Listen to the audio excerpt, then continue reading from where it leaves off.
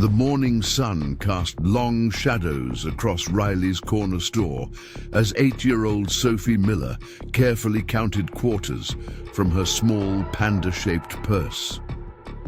Her Belgian Malinois scout sat alertly beside her, his watchful amber eyes never leaving his young owner. The peaceful moment shattered as the thunderous roar of motorcycles filled the air. 12 motorcycles surrounded them, chrome gleaming under the morning light. A towering man with a jagged scar across his cheek dismounted, his leather vest emblazoned with a coiled serpent crushing an eagle.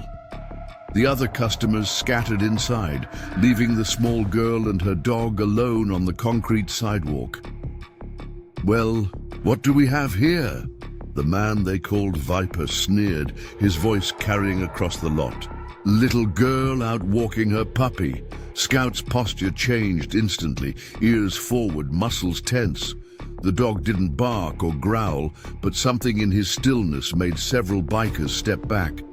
Viper's hand shot out, gripping Sophie's small arm, with bruising force. "In our town, little girls pay a toll." What happened next seemed to unfold in slow motion.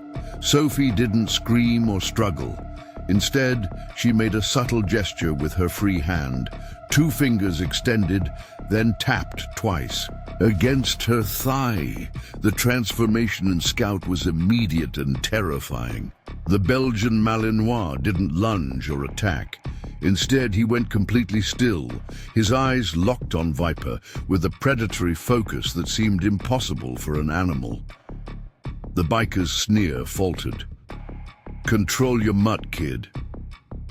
"He's not a mutt," Sophie replied, her voice steady despite the fear in her eyes. "And he's not the one you should be worried about." As Sophie reached for the whistle around her neck, something in Viper's expression shifted from arrogance to uncertainty. What he and his road reapers couldn't possibly know was that this encounter with a small girl and her dog would ignite a conflict that would transform the town of Pinecrest forever and reveal secrets that had been buried since the battlefields of Kandahar. Sophie Elizabeth Miller was not your typical 3rd grader. Diagnosed with high-functioning autism at age 5, she lived in a world where clear patterns provided comfort and animals made more sense than people. Her honey blonde hair framed a face dusted with freckles, and behind her blue-rimmed glasses, intelligent hazel eyes observed the world with extraordinary focus. Since her father's deployment overseas 14 months ago, Sophie had found solace in Scout, the Belgian Malinois who served as both her emotional support animal and her protector. Their bond transcended ordinary pet ownership. Scout had been specially trained by her father, Captain James Miller, the Army's most respected canine handler in the 75th Ranger Regiment, who had ensured his daughter would have protection during his absence. Home for Sophie was a modest single-story house on Oakwood Drive in Pinecrest, Wyoming, population 6,219. Where neighbors still brought casseroles when someone was sick and kept spare keys to each other's homes. At night, she often heard her mother pacing, fighting battles in her mind that never truly ended when the latest video call with her husband finished or another care package was sent to his forward operating base. Emma Miller had earned her reputation as Steel Emma in military spouse circles by handling everything from burst pipes to school bullies with unflinching determination. The emotional weight of raising a special needs daughter alone while her husband faced daily dangers halfway around the world had created invisible battle scars. But she never let Sophie see her cry. Emma wasn't just any military spouse. She was the respected coordinator of the Family Readiness Group, where military families gathered to support each other through deployments, injuries, and sometimes the ultimate sacrifice. She worked part-time as a nurse at Pinecrest Regional Hospital, where the sound of laughter occasionally broke through the shared understanding of sacrifice that bound military families together. For these families, their community wasn't about location but survival. They moved frequently, built temporary homes, and created instant bonds with other families who understood the unique challenges of military life. The Road Reapers had thundered into Pinecrest 3 months ago, establishing their clubhouse in an abandoned lumber mill on the edge of town. Their leader, Marcus Viper Dalton, ruled through intimidation and calculated shows of force. What few knew was that behind his violent facade lay a personal vendetta. His younger brother Eric had returned from war with a traumatic brain injury after an IED explosion. With the VA overwhelmed and bureaucratic hurdles delaying treatment, Eric's condition had deteriorated rapidly. In Viper's mind, the military had broken his brother and then abandoned him, creating a specific hatred for anyone connected to the armed forces. His gang had systematically begun pressuring local businesses for protection money, focusing particularly on establishments frequented by military families from the nearby Mountain View Army base. Sheriff Patterson, understaffed and underfunded, could do little but document the escalating tensions while waiting for state police reinforcements that never seemed to materialize. Every Tuesday morning followed the same routine for Sophie Miller. Her mother would drop her at Granny May's bakery, where she'd have a cinnamon roll with her honorary grandmother while Emma worked an early hospital shift. Then Sophie would walk the 2 blocks to Riley's corner store with Scout to buy her weekly comic book before heading to her therapy session. Granny May had been her father's former commanding officer's mother and maintained the ritual religiously. After James deployed, the predictability comforted Sophie amidst a world that had become increasingly chaotic with her father's absence. "Remember, straight there and back," Granny May said, adjusting Sophie's purple backpack. "Dr. Wilson expects you at 9:30. Sophie nodded seriously. "I know the way. Scout knows too." The April morning carried the first hint of spring, wildflowers just beginning to dot the roadside. Scout walked perfectly at heel beside Sophie, his military training evident in every measured step. To casual observers, he appeared to be an exceptionally well-behaved pet, but the specially designed tactical harness with subtle military markings told a different story to those who knew what to look for. Tommy Barrett, the teenage clerk at Riley's, waved from behind the counter as the bell announced their arrival. "Morning, Miss Sophie. Got your new Captain Constellation saved behind the counter." "Thank you, Tommy," Sophie replied with the careful formality she used with everyone except her parents and Scout. She moved methodically through the store, selecting a bottle of water and a small bag of training treats for Scout, placing them on the counter with exact movements. The peaceful routine shattered with the arrival of the Road Reapers, their motorcycles pulling into the lot like a swarm, cutting engines simultaneously in what seemed like a choreographed display of intimidation. Tommy's face drained of color. "Not again," he muttered, reaching for his phone. "4th time this week." Scout immediately positioned himself between Sophie and the door, his behavior shifting subtly from companion to guardian without a command being given. Sophie felt her heart rate accelerate, but focused on her breathing techniques. 4 counts in, hold for 7, out for 8, just as her therapist had taught her. The bell jangled harshly as Viper entered, flanked by 2 other men whose vests identified them as Skull and Wraith. The latter was more calculating than the others, with observant eyes that immediately assessed the store's occupants. "Well, "If it isn't Tommy Boy," Viper announced, slapping the counter hard enough to make the candy display rattle. "We're here to discuss your contribution to community improvement." Tommy swallowed visibly. "I told you yesterday, I don't own this place. Mr. Riley will be back tomorrow. You need to talk to him." "See, that's not how this works," Viper replied, his voice lowering to a menacing growl. "Every business contributes, not tomorrow, today."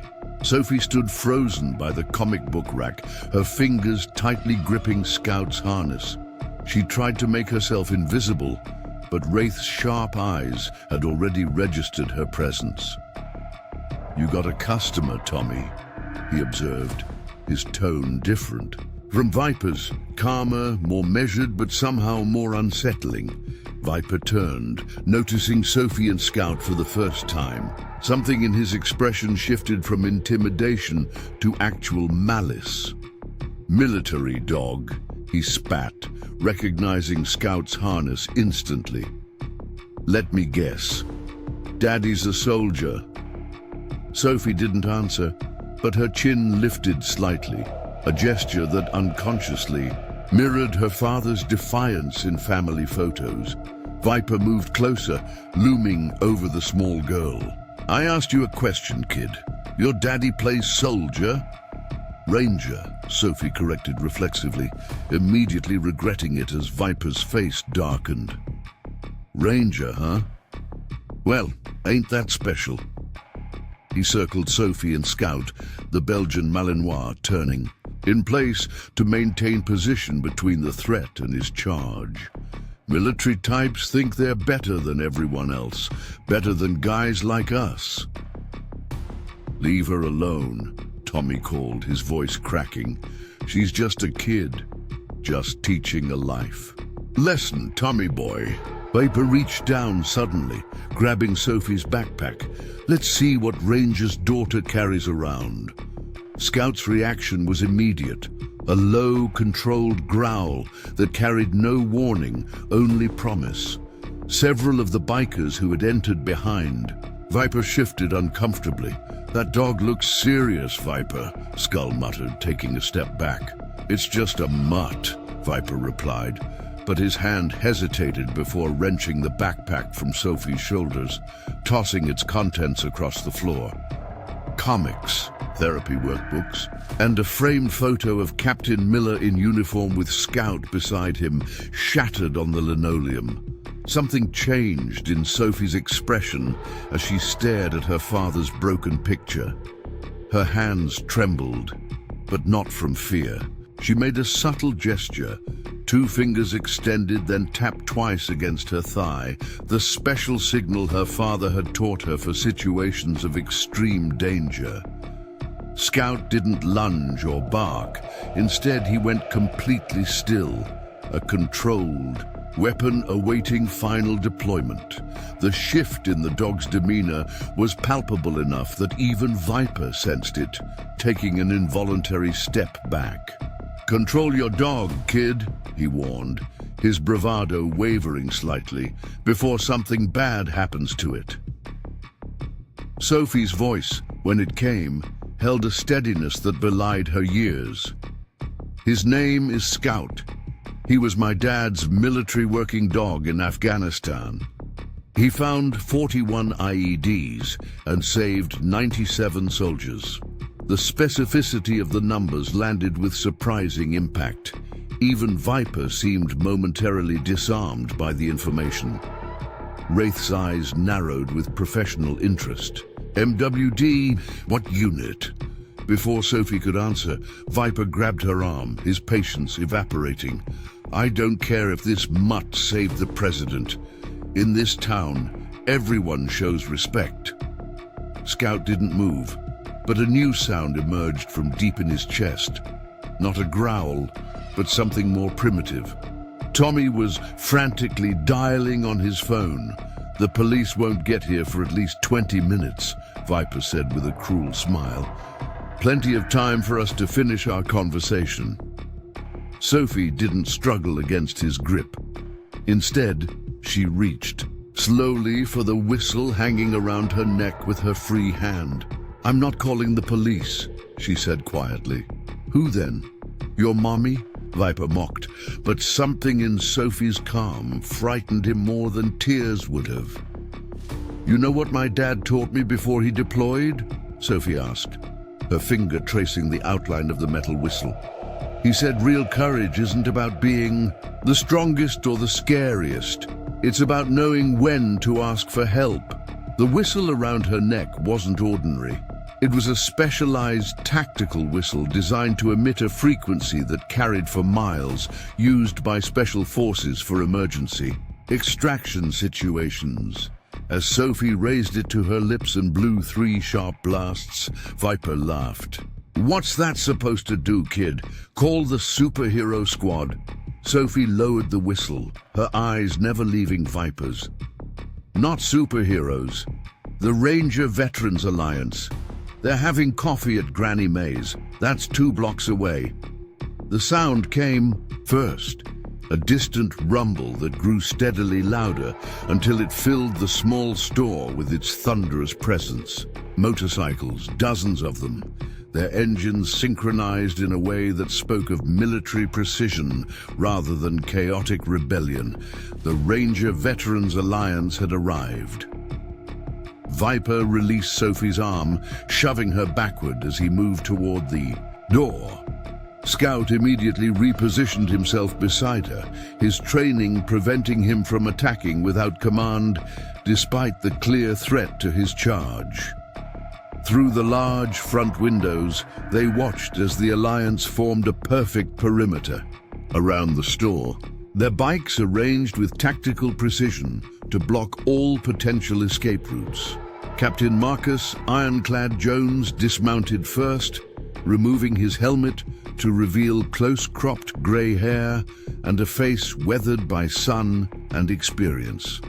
His leather vest bore no ostentatious patches, just a simple Ranger tab and his unit insignia.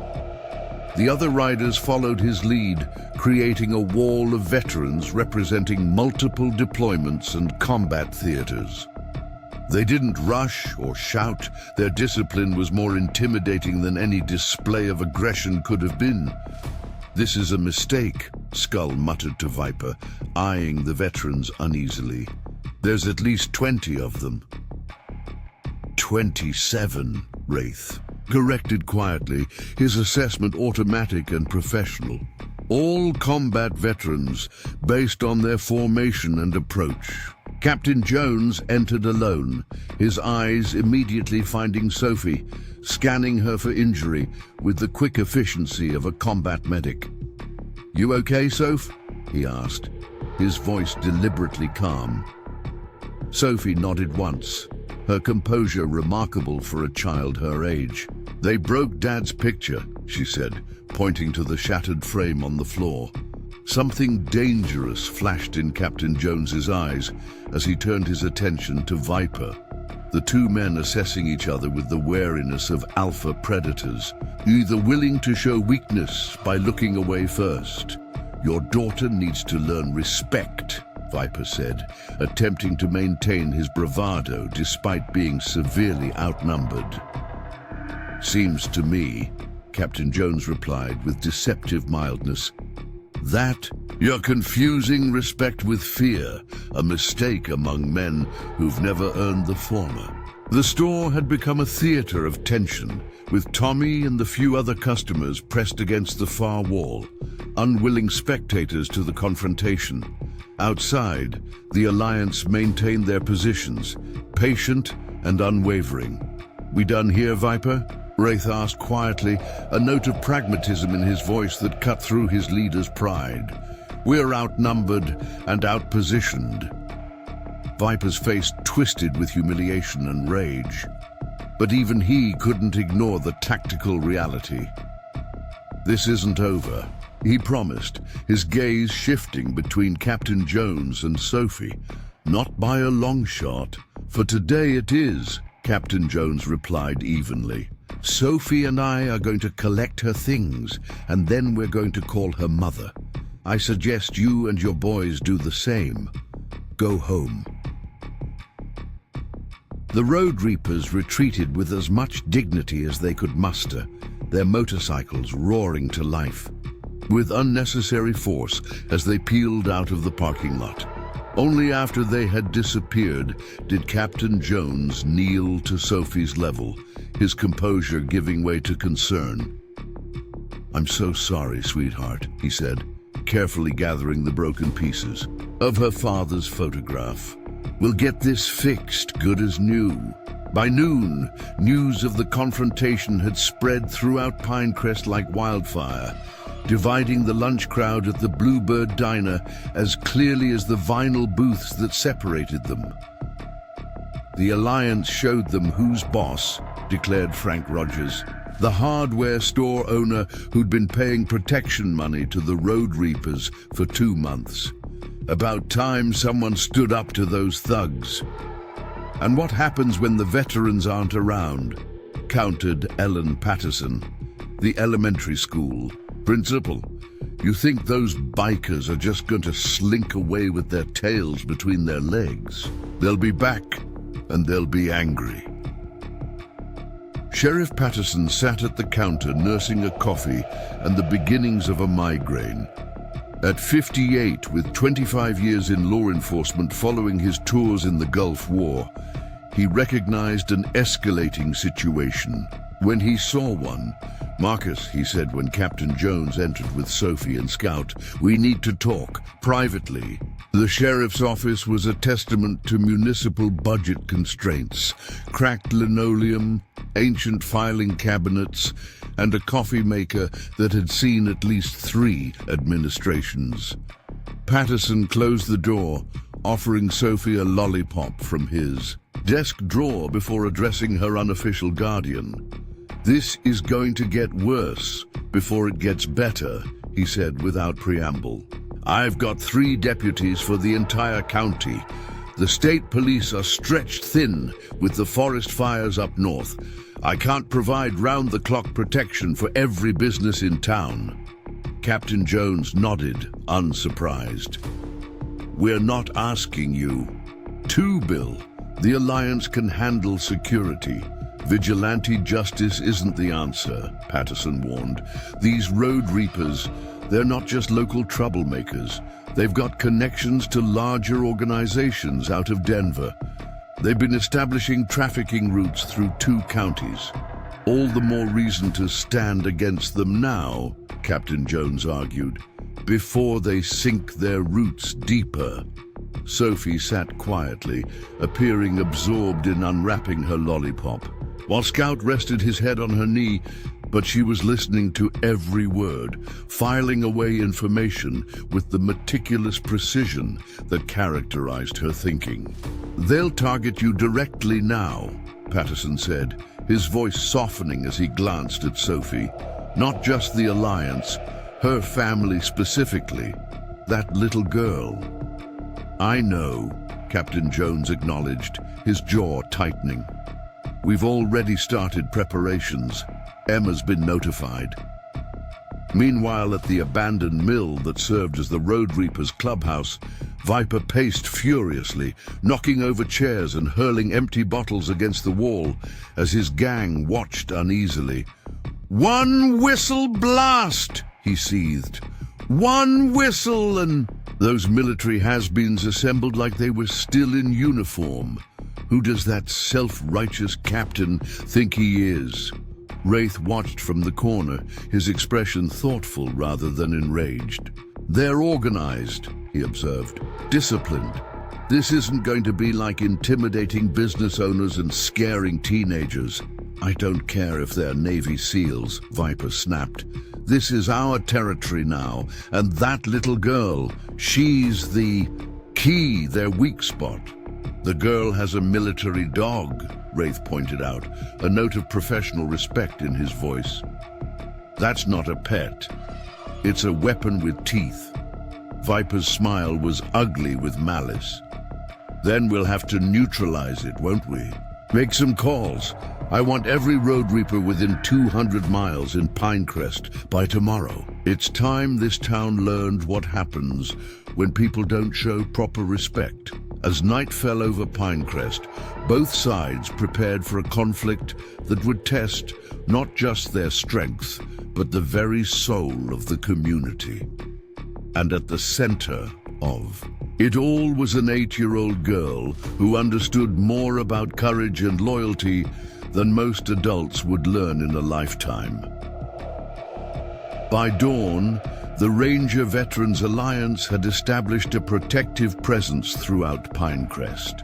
Teams of 2 patrolled the main streets on their motorcycles, while others stationed themselves outside key businesses.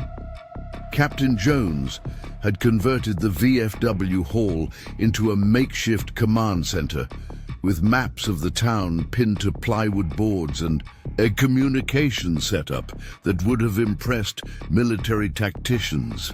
The veterans operated with the efficiency of men and women who had never truly left their training behind, each with assigned sectors, radio protocols, and contingency plans that reflected years of combat experience translated to civilian protection.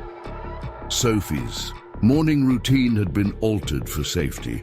Instead of walking to school, she now rode with Mrs. Hendricks, Captain Jones's sister, whose daughter attended the same class. Scout accompanied her everywhere, his service animal status ensuring he could remain by her side throughout the school day. The teachers had been briefed on the situation, though the details had been sanitized to avoid frightening the other children. Only Principal Patterson understood the full extent of the potential threat, having served in the army herself before moving into education.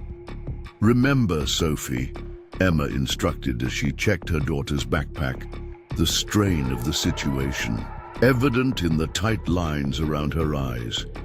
"If anything feels wrong, anything at all, you use your whistle. 1 blast for attention, 3 for emergency." Sophie nodded solemnly. "I know, Mom. Scout knows too."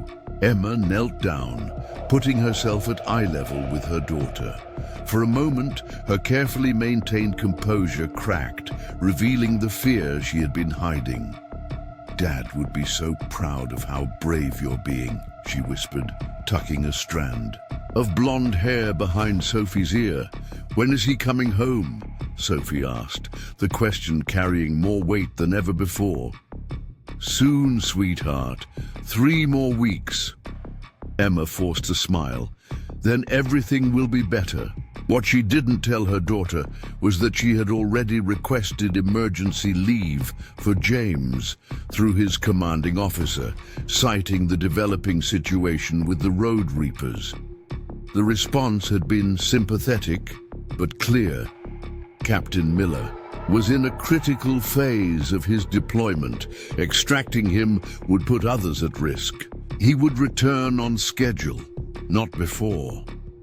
As the first bell rang at Pinecrest Elementary, Sophie settled into her desk, Scout lying obediently beside her as Mrs. Lawrence began the morning lesson. Outside, 2 Alliance members maintained discreet positions across the street, their presence a silent promise of protection. For the Road Reapers, the initial shock of confrontation had transformed into calculated planning. They made their first move midweek, not an attack, but reconnaissance. 2 motorcycles were spotted circling Pinecrest Elementary during recess, riding slowly past the fence where children played. The riders made no aggressive moves, but their message was clear. They knew where Sophie went to school. The Alliance responded immediately, with 4 members establishing positions around the school perimeter, while Principal Patterson imposed a temporary indoor recess policy. "They're testing our response times," Captain Jones told Sarah Martinez, a former intelligence officer who had served with James Miller on his first deployment. "Seeing how quickly we react, what resources we commit. Classic reconnaissance." Sarah nodded, updating their surveillance notes. "What concerns me is their interest in the school. They're signaling they're willing to target children." "Not children," Captain Jones corrected grimly. "One child. This is personal for Viper now." The confrontation escalated the following day when Scout was targeted. Sophie and her classmates were returning from the library when a pickup truck swerved deliberately toward the sidewalk, where they walked in a neat line. The children scattered, screaming in terror as the truck mounted the curb. Scout reacted instantly, pushing Sophie clear with his body before the vehicle could strike her. The Belgian Malinois wasn't as fortunate. The truck's bumper caught his in quarters, sending him tumbling across the grass with a yelp of pain that haunted Sophie's nightmares for weeks afterward. Multiple contusions and a fractured tibia, the veterinarian informed Emma as Sophie sat beside Scout's treatment table, her small hand resting on his sedated form. "He'll need surgery to repair the damage.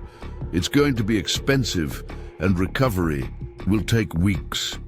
Whatever it costs," Emma said without hesitation, though the worry lines around her eyes deepened. With James deployed and her working reduced hours to care for Sophie, their finances were already stretched thin. "That dog saved my daughter's life." The attack on Scout ignited community reaction unlike anything Pinecrest had seen before. The town hall meeting that evening overflowed its capacity, with citizens spilling onto the lawn outside, straining to hear through open windows. Mayor Wilson, a politically cautious man usually more concerned with business development than confrontation, found himself facing an angry populace demanding action. "The police are doing everything they can," he insisted, perspiration beading on his forehead as he faced the crowd. "Sheriff Patterson has requested additional support from the state police." "When?" interrupted Frank Rogers, standing up from his seat in the third row. "My store's been paying protection for 2 months. I filed 4 police reports. Nothing's changed except now they're going after children." The crowd's murmur grew to an angry rumble. Sheriff Patterson took the microphone, his weathered face grave. "We're building a case, gathering evidence. These things take time if we want charges that stick." "And meanwhile, what?" demanded Granny, Bay from her position near the front. "We just wait until someone gets killed. That truck could have hit any of those children." From the back of the room, a small voice cut through the adult arguments. "My dad always said that fighting without a plan just creates casualties." Heads turned to find Sophie standing in the aisle, Scout lying protectively at her feet, despite his bandaged leg and pain medication. Emma moved to intercept her daughter, but Sophie continued.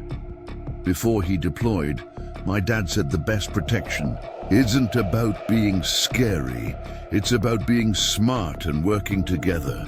The room fell silent, adults momentarily chastened by the clear logic of a child who had already faced more loss than many of them. Mayor Wilson seized the moment, perhaps seeing a way to redirect the community's anger. "Out of the mouths of babes," he said with a nervous chuckle. "Perhaps we should consider a more unified strategic approach." "Like what exactly?" challenged Principal Patterson, her military background evident in her direct manner. "Holding hands and singing Kumbaya while these thugs terrorize our town." The meeting devolved into factions after that.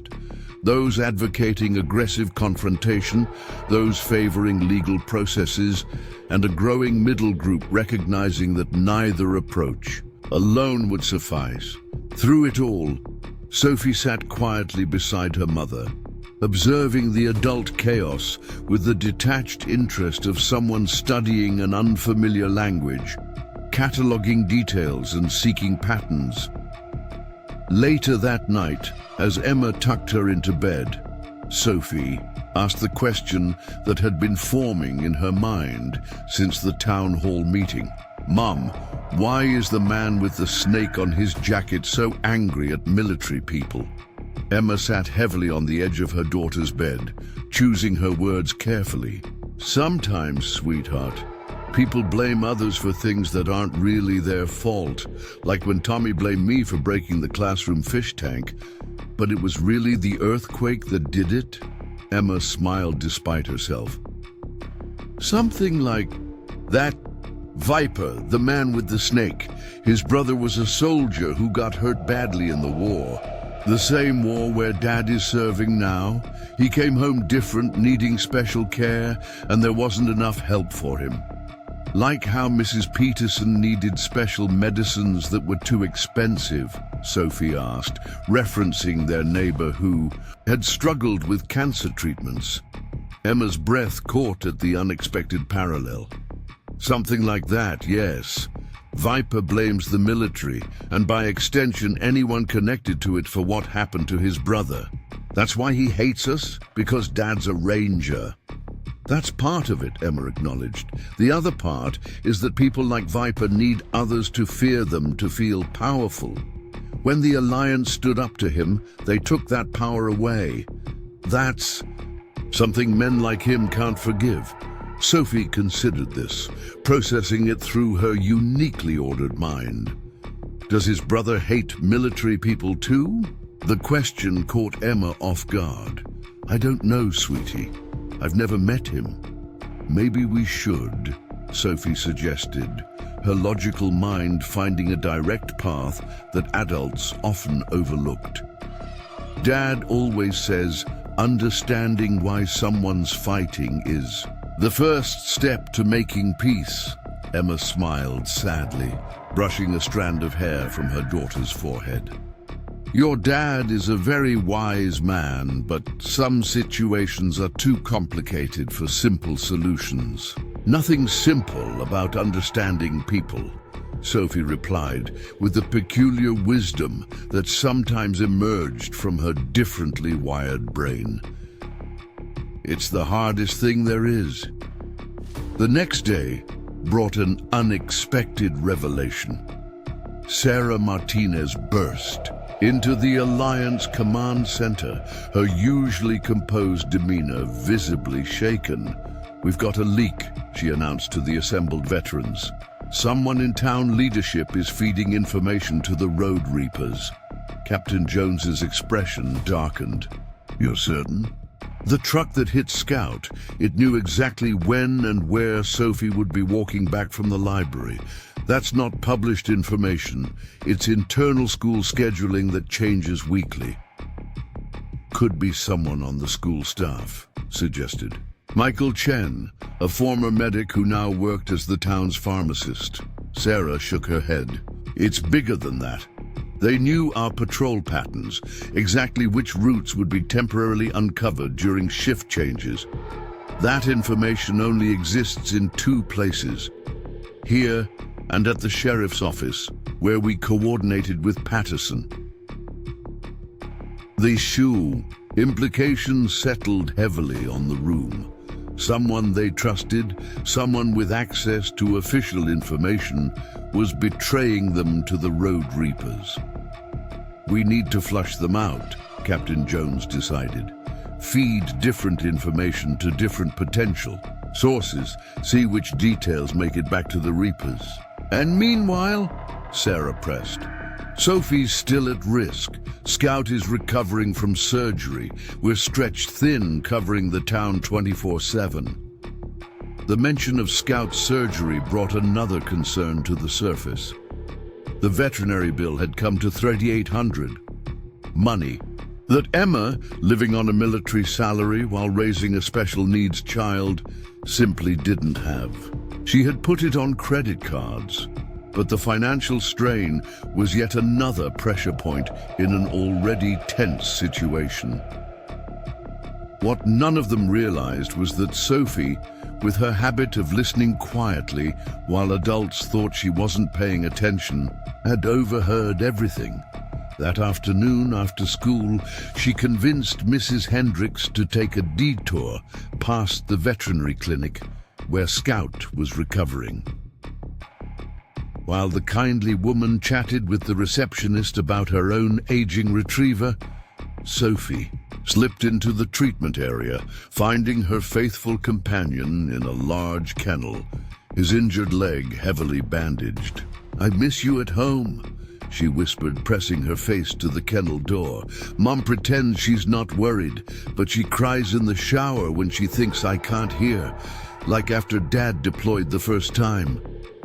Scout whined softly, his tail thumping weakly against his bedding. "The bad men hurt you because of me," Sophie continued, a tear sliding down her cheek. "But I'm going to fix it. Dad taught me how." A noise in the hallway alerted her to someone approaching. Quickly wiping her tears, Sophie stepped back, just as a tall, lean man in medical scrubs entered the room. She recognized him instantly, despite the surgical mask covering half his face. "You're the one called Wraith," she said, neither accusatory nor frightened, simply stating a fact. The man froze, clearly not expecting to be identified by an 8-year-old. After a moment's hesitation, he pulled down his mask, revealing the same calculating eyes she remembered from Riley's store. "And you're Captain Miller's daughter," he replied evenly. "You shouldn't be back here alone." "Neither should you," Sophie countered with impeccable logic. "You're not a veterinarian or a technician."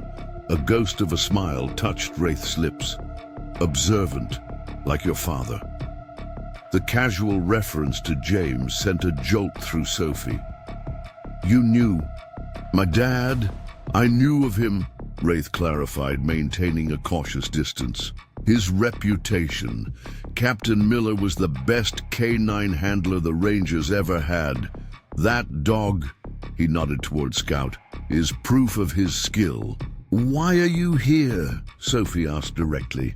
"Are you going to hurt Scout again?" Something like offense flickered across Wraith's face. "I had nothing to do with that. Harming an animal, especially a military working dog." He didn't finish the thought, but his disgust seemed genuine. "Then why?" Wraith studied her for a long moment before answering. "Professional curiosity. Military working dogs are special, invaluable. I wanted to see how badly he was injured." "He needs expensive surgery," Sophie said. "Mom's using all her saved money to pay for it." "Your mother's savings, not your father's combat pay?" "Dad's pay goes to Grandma's nursing home," Sophie replied simply. "She has memory problems and needs special care." Before Wraith could respond, voices in the hallway announced Mrs. Hendricks's approach with a clinic staff member. He replaced his mask quickly, nodding once to Sophie before slipping out through a back door. That evening, a mysterious envelope was delivered to the Miller home. Inside was $2,000 in cash and a note that read simply, "For the dog's medical bills. Military working dogs deserve respect." There was no signature, but Emma's expression as she examined the cash told Sophie she had her suspicions about its source. "Mom," she said, as Emma tucked the money into a drawer, clearly conflicted about accepting it, "I think not everyone in the Road Reapers is the same kind of bad." Emma looked at her sharply. "What makes you say that?" Sophie hesitated, knowing she should tell her mother about the encounter with Wraith, but sensing intuitively that doing so might close a door that needed to remain open. "Just a feeling," she said instead, "like how some kids at school are mean because their friends are watching, but different when they're alone." Emma seemed to age before her eyes, the weight of responsibility visible in the new lines on her face. "I hope you're right, sweetheart, because this situation is getting worse, and I don't see a clear way out that doesn't end with people getting hurt." She didn't know how prophetic those words would prove to be. The next day, as Captain Jones was meeting with Sheriff Patterson to discuss the potential leak, Emma's younger sister, Olivia, arrived unexpectedly at their home. "I need to talk to you." Emma, she said, her expression uncharacteristically serious. "It's about the Road Reapers, and it's about me." The revelation that followed would shift the entire conflict in ways no one could have anticipated. Olivia, a physical therapist at the VA Rehabilitation Center, had been dating a man for 4 months. A man she knew only as David, who had recently revealed his true identity to her. David Skull Reynolds, Viper's right-hand man. "He's not like the others, Emma," she insisted in the face of her sister's thunderous silence. "He was trying to get out before all this started. Now he's in too deep, afraid of what Viper might do if he tries to leave." "And you're telling me this now?" Emma's voice was dangerously quiet. "After my daughter was threatened, after her dog was run down in the street, he's been feeding me information," Olivia continued desperately, "warning me when something big was planned so I could get word to the Alliance. How do you think they knew to have men at the school that day?" It wasn't luck, Emma. The implications cascaded through Emma's mind. "He's Patterson's source," she said slowly. Olivia nodded once. "One of them, at least. The sheriff needed someone on the inside, and David needed a way to help without Viper suspecting him. And you didn't think to tell me that my sister was involved with a Road Reaper?" Emma's control was slipping, the stress of the past weeks cracking her carefully maintained facade. "I couldn't risk it," Olivia replied, tears forming in her eyes. "The fewer people who knew, the safer for everyone involved, including Sophie." "Mom?" Sophie's voice came from the doorway, where she stood in her pajamas, clutching the stuffed wolf that had been her father's gift before deployment. The adults fell silent, suddenly aware of how their raised voices must have carried through the house. "Is Aunt Olivia in trouble?" she asked, her eyes wide behind her glasses. Emma took a deep breath, forcing her anger back with the practiced discipline of a woman who had spent years managing crises alone. "No, sweetheart. Aunt Olivia is helping us understand some things. About the people who hurt Scout. About Viper's brother," Sophie asked, her mind making connections that surprised the adults. "The one who got hurt in the war?" Olivia looked at her niece with newfound respect. "Yes, partly. Eric Dalton is a patient at the rehabilitation center where I work. He has a traumatic brain injury and partial paralysis from an IED in Afghanistan." Something shifted in Emma's expression, a recognition that landed like a physical blow. "Eric Dalton, from the 10th Mountain Division?" Olivia nodded, confused by her reaction. "You knew him?" Emma sank into a chair, her face ashen. "James was the K9 handler on the mission where he was injured. His dog, Scout's predecessor, detected the IED, but Eric was point man. He took the brunt of the blast before they could fully clear the area."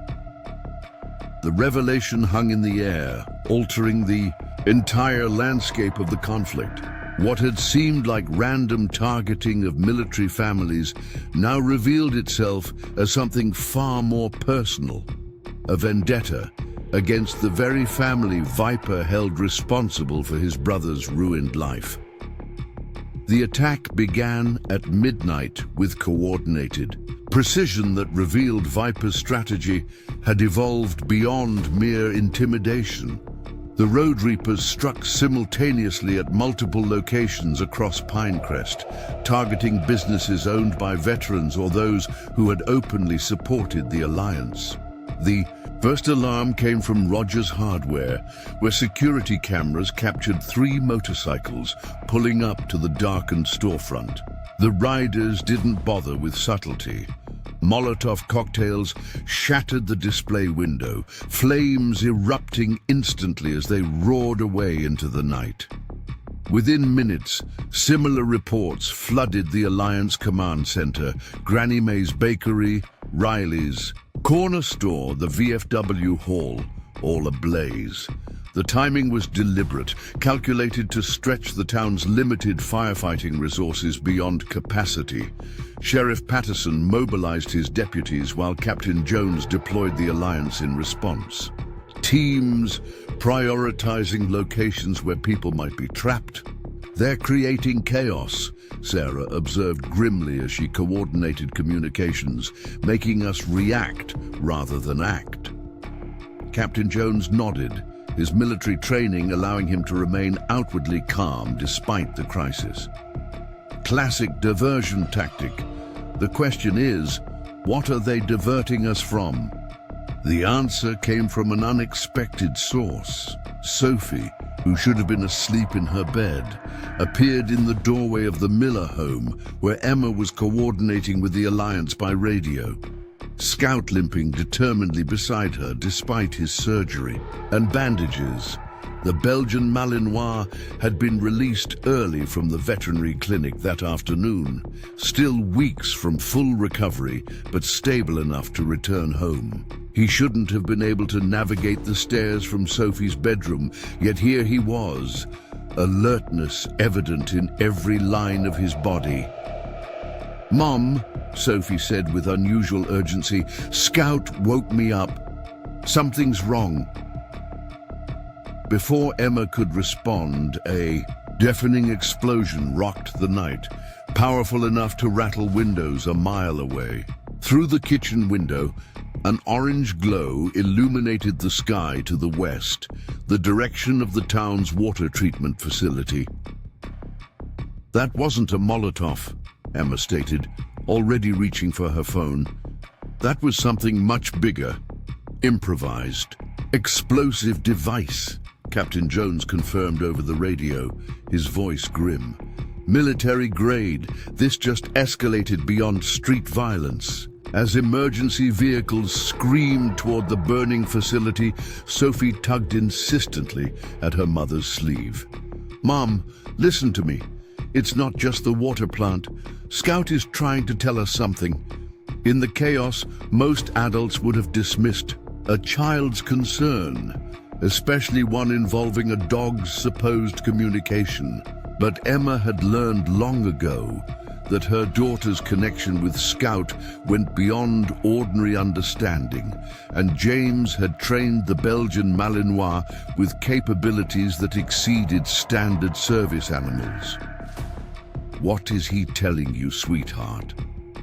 Keeps looking at the back door, then back at me, like when Dad taught him to lead people to something important. Sophie's eyes reflected the distant fires visible through the windows. "I think he knows where they're going to hit next. It seemed impossible. How could Scout have intelligence about Road Reaper targets? Yet Emma had seen too many inexplicable things during her years as a military spouse to dismiss her daughter's intuition outright. "Captain Jones," she said into the radio, "I need to check something with Sophie and Scout. We may have intelligence on another target." With Scout leading the way, they exited the house into the chaos-filled night. The Belgian Malinois moved with painful determination, his injury evident in his gait, but his purpose unwavering. He led them not toward the burning businesses downtown, but in the opposite direction, toward Pinecrest Elementary School. "The school?" Emma questioned as they approached the darkened building. "Why would they target the realization hit her with sickening clarity. The school wasn't just any building. It was where military children gathered daily. It was a symbol of future generations, the ultimate psychological target. 3 motorcycles were parked behind the school's gymnasium, their riders working with purposeful efficiency in the shadows. Even from a distance, Emma could identify explosives being positioned at key structural points, the same demolition pattern James had once described to her from his combat engineer training. Call Patterson, she whispered to Sophie, pressing her phone into her small hand. Tell him we need everyone at the elementary school immediately. Then take Scout and hide in those trees. Do not come out until I come for you. Mom, no arguments, Sophie, not this time. The Road Reapers were so focused on their task that they didn't notice Emma's approach until she was almost upon them. Even then, their reaction was delayed by surprise. They clearly hadn't expected resistance at this location, believing the Alliance fully occupied with the fires across town. This ends now, Emma announced, her voice carrying the unmistakable strength of a woman who had spent years managing crises while her husband served in combat zones. The three men spun toward her, one reaching instinctively toward a weapon at his waistband. Emma's response was immediate and measured. She didn't draw a weapon of her own, but her stance shifted subtly, ready to protect her daughter at any cost. Mrs. Miller, one of the men acknowledged, stepping into the dim light to reveal Wraith's lean features. You're supposed to be downtown trying to save your burning town, and you're supposed to be smarter than this, Emma replied evenly. Attacking a school, even for the Road Reapers, that's crossing a line. Orders are orders, Wraith responded, though something in his tone suggested reluctance. Viper wants Pinecrest to understand there are consequences for defiance. By threatening children? Is that who you are now, Wraith? A man who bombs elementary schools? The question hung in the air, weighted with moral challenge. Before Wraith could respond, sirens pierced the night, Sheriff Patterson and his deputies approaching rapidly.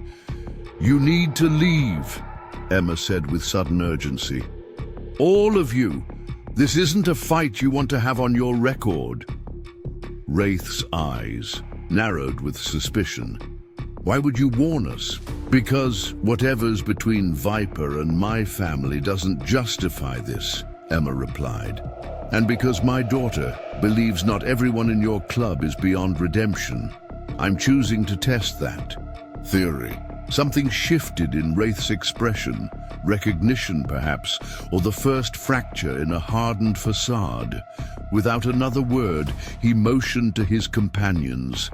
They abandoned their explosives, mounting their motorcycles and disappearing into the night just as the first police cruisers rounded the corner. The following morning dawned on a Pinecrest forever changed. 5 businesses had burned to their foundations, though miraculously no lives had been lost. The water treatment facility had suffered significant damage, forcing the town to implement emergency water conservation measures. The unexploded devices at the elementary school had been safely removed by a state police bomb squad, but the psychological damage was done. The Road Reapers had demonstrated both their willingness to escalate to lethal force and their ability to coordinate complex attacks. What no one had anticipated was the community's response. As the sun climbed higher, residents began to gather downtown, arriving with tools, building materials, and unwavering determination. Without formal organization or official direction, the citizens of Pinecrest set about rebuilding what had been destroyed. Frank Rogers stood amid the charred remains of his hardware store, his face streaked with soot and tears as neighbors hauled away debris, and contractors who were usually competitors worked side by side to stabilize the damaged structure. 31 years, he said to no one in particular. My father opened this store 31 years ago. I thought it was gone. Not gone, replied Granny May, who had arrived with sandwiches for the workers, despite her own bakery being among the casualties. Just temporarily unavailable. We'll have you reopened within a week. How can you be so sure? Granny May gestured toward the bustling activity that had transformed downtown. Because that's what Pinecrest does. We take care of our own. The Alliance had integrated seamlessly into the recovery effort, their military training proving invaluable in organizing the chaos into effective action. Captain Jones worked alongside men and women he had once commanded in combat, now directing their shared skills toward healing rather than harm. Sophie and Scout observed from a bench across the street the Belgian Malinois resting his healing body while maintaining vigilant watch over his charge. The morning's activity had drawn most of the town to the rebuilding effort, creating an inadvertent community gathering unlike anything Pinecrest had seen in decades. "Your dog looks like he's feeling better," said a voice beside her. Sophie turned to find Wraith standing there, dressed in civilian clothes, with no visible Road Reaper insignia. Despite his attempt at anonymity, Scout's head had lifted at his approach, not threatening but alert. "The veterinarian said he needs to rest," Sophie replied matter-of-factly, "but he doesn't listen very well when he thinks I need him." Wraith nodded, as if this made perfect sense. Military working dogs are like that, loyalty above self-preservation. Your father taught him well. "Did you know my dad?" Sophie asked directly, returning to the question she had posed at the veterinary clinic. "Not personally," Wraith admitted, sitting down at the far end of the bench. "But I worked with dogs he trained in Afghanistan. I was a handler for the 5th Special Forces Group." The revelation crystallized pieces of the puzzle in Sophie's ordered mind. "That's why you stopped them from bombing the school. Because you're not really one of them." Wraith's mouth tightened. "It's complicated, kid. When you come back from over there, you're different. The world doesn't make sense anymore. Sometimes you find family in strange places, like a motorcycle gang that hurts people." The blunt assessment made Wraith wince. "It wasn't always like this. Viper, he's changed since he found out about your father's connection to his brother. It's become personal for him, dangerous. Is he going to try to hurt my mom?" "He's planning something," Wraith confirmed, his voice lowering. "Something big, not just property damage this time. After last night's embarrassment, he's out for blood. He's bringing in people from other chapters, stockpiling explosives." "Why are you telling me this?" Sophie asked, her head tilting with genuine curiosity. Wraith seemed to consider the question carefully. "Maybe because you remind me of someone. Maybe because there are lines I won't cross. Or maybe because your father saved my life once, and I never got to thank him." Before Sophie could process this new information, a commotion arose from the rebuilding effort. A truck had arrived carrying lumber and supplies, an unremarkable event except for the identity of the delivery driver. Skull, still wearing his Road Reaper vest, climbed down from the cab, looking distinctly uncomfortable under the suddenly hostile gazes of the gathered townspeople. "Olivia sent me," he announced, addressing Captain Jones directly. "Said you needed 2x4s and sheetrock. I got everything on her list." The silence that followed was deafening.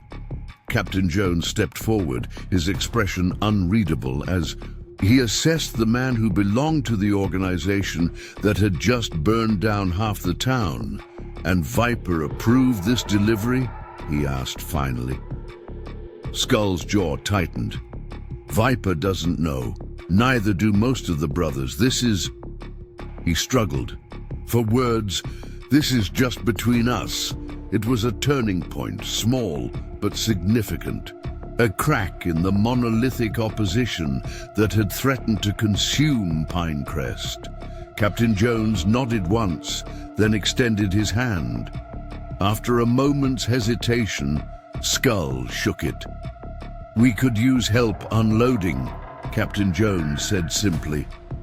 The gesture was not lost on those watching, particularly not on Wraith, who observed the exchange with an expression that mingled hope and concern. He turned back to Sophie, his voice urgent now.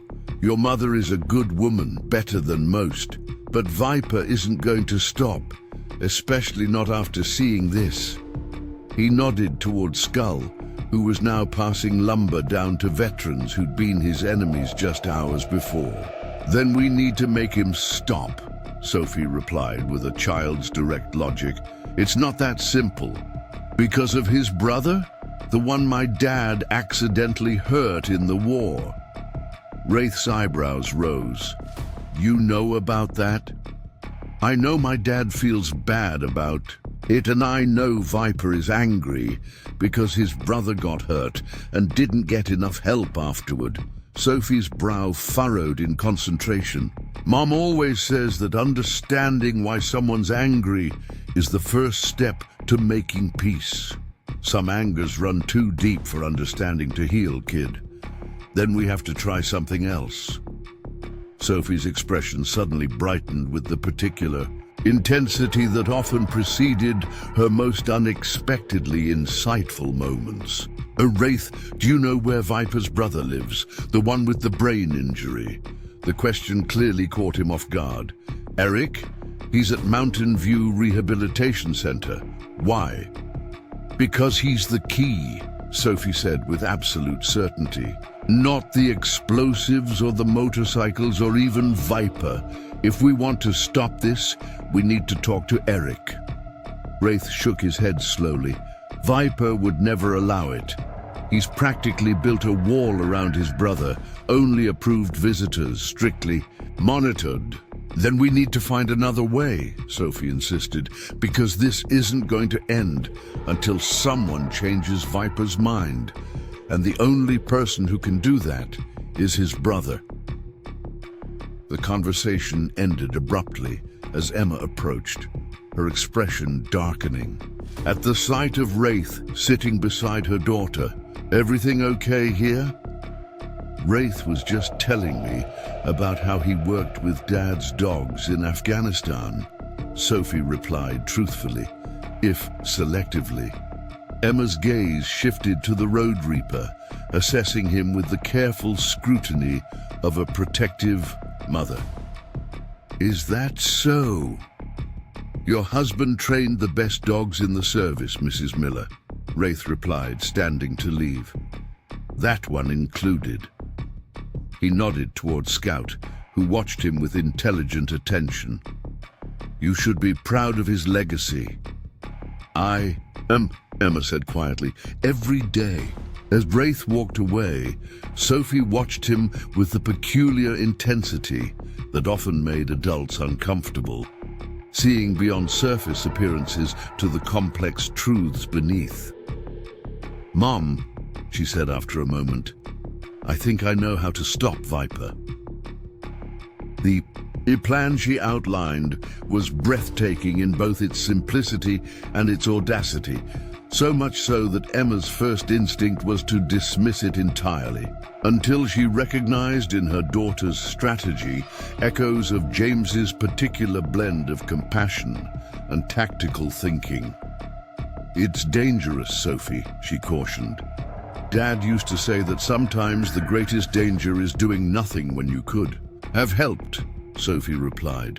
We have to try, Mom. For Pinecrest, for Scout, for everyone. As rebuilding continued around them, mother and daughter finalized a plan that would either end the conflict once and for all, or escalate it beyond redemption. Neither of them could know that even as they spoke, Viper was gathering his forces for a final, devastating assault, one that would target not buildings or businesses, but the heart of the resistance itself. The Miller family home. The Road Reaper warehouse hummed with ominous activity. Motorcycles from 3 different chapters filled the parking lot. Their riders gathered inside, where Viper addressed them with the fervor of a man consumed by vengeance. Tonight we take back what's ours, he proclaimed, pacing before the assembled. "Outlaws, we show Pinecrest and that self-righteous ranger's wife what happens when people disrespect the Road Reapers. We hit her where it hurts most. We hit her at home." In the shadows near the back, Wraith exchanged glances with Skull, a silent communication passing between them. The point of no return was approaching rapidly, forcing each man to decide which side of history they would stand on when the dust finally settled. The sun was setting over Pinecrest, painting the sky in shades of amber and crimson that seemed to mirror the tension gripping the town. At the Miller home, preparations for Sophie's plan were underway. Emma had reluctantly agreed to her daughter's strategy, recognizing in it echoes of James's unique approach to conflict resolution. With Sheriff Patterson and key alliance members briefed, they had established a delicate framework that might, just might, bring the escalating violence to an end. What none of them anticipated was Viper's decision to strike first. The attack began with surgical precision at 9:13 p.m. The power to the Miller home cut out abruptly, plunging the house into darkness. Within seconds, the backup generator should have kicked in, a standard security measure Captain Jones had installed after the initial confrontations, but it remained silent, clearly sabotaged in advance. "Mom?" Sophie called from the living room where she'd been reading to Scout. "Stay where you are, sweetheart," Emma responded calmly, though her body had already shifted into the heightened alertness she had developed during James's multiple deployments. "Remember what we practiced." Scout, despite his injuries, was instantly alert, positioning himself protectively beside Sophie. But something was wrong. The Belgian Malinois' ears flickered in confusion, his head tilting as if receiving contradictory information. The first window shattered in the kitchen, followed immediately by a small canister that bounced across the tile floor, releasing a thick cloud of smoke. Not tear gas, this was different. Scout whined once, shaking his head as if to clear it. "Mom, something's wrong with Scout," Sophie called, genuine fear entering her voice for the first time. Before Emma could respond, the front door splintered. Inward, shadowy figures poured through the breach, their movements coordinated and professional. This was no amateur operation. Viper had clearly enlisted individuals with tactical training for this assault. "Secure the girl and the dog," ordered a voice from within the smoke. "The mother is mine." Emma had anticipated violence, but not a home invasion of this magnitude. She reached for the panic button that would alert the Alliance, but a burst of gunfire aimed precisely at the communications equipment in the corner eliminated that option instantly. "Sophie, safe room now," she shouted, recognizing that their reinforced bathroom, designed as a secure space with its own communication system, was now their only option. It could protect Sophie until help arrived, if they could reach it. Scout should have led the way, shielding Sophie as they moved towards safety. It was what James had trained him to do, what he had done flawlessly in drills. Instead, the Belgian Malinois stood frozen, his body trembling with apparent confusion. "K9 Echo Charlie 7, stand down," came a command from the smoke. Scout's posture changed instantly, his protective stance beside Sophie dissolving, replaced by a rigid immobility that Emma recognized with horror as a military override command. A fail-safe protocol James had built into his dog's training that only handlers should have known. "No," Sophie whispered, understanding instantly what was happening. "Scout, come!" But the Belgian Malinois didn't move. His eyes, still fixed on Sophie, reflected a terrible conflict. The battle between his primary training to protect her and the hardwired command protocol that temporarily overrode it. Through the thickening smoke emerged Wraith, a specialized transmitter in his hand that emitted the frequency only military working dogs were trained to respond to. His expression was one of genuine regret. "I'm sorry, kid," he said to Sophie. "It wasn't supposed to go this way." "You betrayed us," she replied, the hurt in her voice more cutting than any accusation. "I never pretended," Wraith insisted, though his actions belied his words. But some loyalties go deeper than friendship. From the hallway came the sounds of struggle as Emma engaged multiple attackers, her self-defense training evident in the precision of her resistance. But she was outnumbered and fighting in her own home, constrained by the need to protect Sophie rather than fully engage the threat. "K9 Echo Charlie 7, escort," Wraith commanded, and Scout, still visibly conflicted, moved woodenly to Sophie's side, no longer her protector, but her captor. "Take her out the back," Wraith ordered one of his men. "Keep her unharmed. She's leverage, not a target." As they led Sophie away, Wraith moved toward the hallway where Emma was still holding her ground against impossible odds. Their eyes met. Across the chaotic space, military spouse and former soldier, now standing on opposite sides of a conflict neither had truly wanted. "You know this isn't right," Emma said, blood streaming from a cut above her eye. "James would be ashamed." The words struck Wraith like physical blows, but his response was lost in the sudden arrival of Viper, who pushed past his lieutenant with single-minded purpose. "Finally," Viper said, his face alight with vindictive satisfaction. "The great captain, Miller's better half, alone and outmaneuvered. Tell me, Mrs. Miller, does it feel like Kandahar when my brother's medical transport was left without proper escort because of your husband's miscalculation?" Emma's expression tightened at the reference. "Your brother's transport was caught in an ambush that no one could have predicted. James sent every available resource to extract them." "Too little, too late," Viper spat. "Now you get to experience what it feels like to have everything taken from you. Your home, your daughter, your future."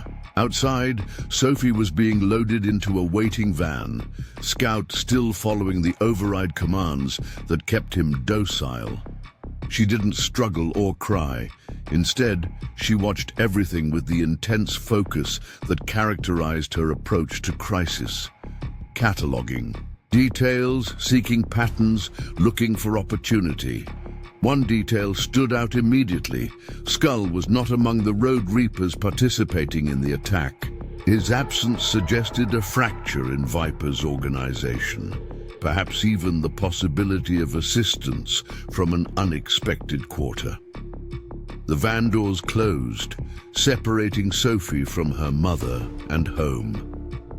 Through the window, she watched as Alliance motorcycles began arriving in the distance, too late to prevent the abduction, but perhaps in time to save Emma. Inside the house, the confrontation between Viper and Emma had escalated to physical violence. Despite her self-defense training, Emma found herself overwhelmed by the younger man's rage-fueled strength and the assistance of multiple Road Reapers.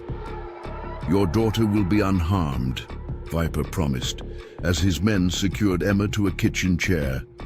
"As long as you agree to my terms. The Alliance disbands. You leave Pinecrest permanently, and you make a public statement acknowledging your husband's responsibility for my brother's injuries. And if I refuse?" Viper's smile was devoid of humanity. "Then we'll see how well your daughter manages without you. The state foster care system isn't kind to children with special needs." It was the darkest moment Emma had faced since James's medevac 3 years earlier, when he had been severely wounded by an IED and spent weeks in a German hospital. Worse in many ways, because then she had been powerless against the battlefield's inexorable dangers. Now her training, her strength, her lifetime of preparation had proven insufficient to protect the one person who mattered most.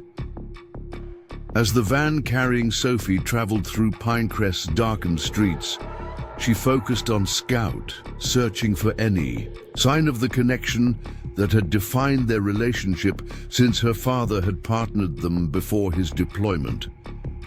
But the Belgian Malinois sat rigidly across from her, still under the influence of Wraith's override commands. "Scout," she whispered, extending her hand palm up as James had taught her. "It's me, it's Sophie." The dog's ears flickered slightly, the only indication that her words had penetrated the control programming. "You remember when Dad got hurt the last time?" Sophie continued softly, ignoring the warning glance from her captor. "When he was in the hospital in Germany, you knew before anyone that he would wake up. You sensed it 3 hours before the doctors called us." Scout's posture remained unchanged, but his eyes, those soulful amber eyes that had watched over her for years, began to show signs of internal conflict. "Dad told me something before he deployed," Sophie said, her voice dropping even lower, forcing the dog to focus intently on her words.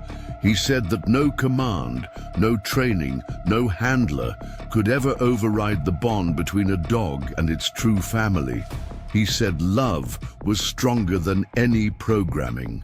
Something shifted in Scout's demeanor, a subtle change that only someone who knew him intimately would notice. The rigid compliance began to crack, replaced by the faintest glimmer of recognition. Meanwhile, at the Miller home, Viper received an urgent call that transformed his triumph into confusion. "What do you mean he's gone?" he demanded. "Eric can't just leave the rehabilitation center. He's paralyzed." The response from the other end of the line clearly stunned him. Who authorized this? When? His face darkened with rage. "Find him. Now." Emma, despite her restraints and injuries, registered the shift. "Problems with your plan, Viper." "Shut up," Viper snapped, but the confident malice had leached from his voice, replaced by something approaching panic. "This changes nothing." "It changes everything," Emma replied with quiet certainty, "because you've never understood what truly matters.